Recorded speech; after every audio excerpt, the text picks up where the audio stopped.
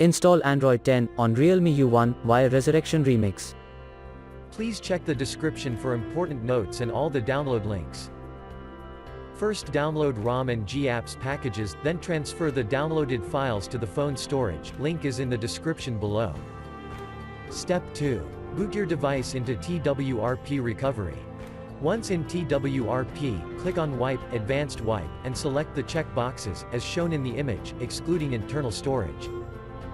Step 4. Swipe the button to wipe the device. Step 5. Go back to the recovery main screen, and tap on the Install button. Step 6. Navigate to the storage, and select the ROM zip file. Step 7. Finally, swipe the button on the screen, to install ROM file.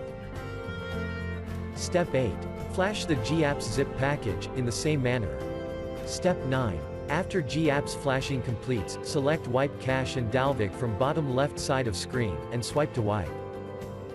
Step 10. When the flashing process is complete, hit Reboot System. That's it, you have successfully installed the ROM on your device.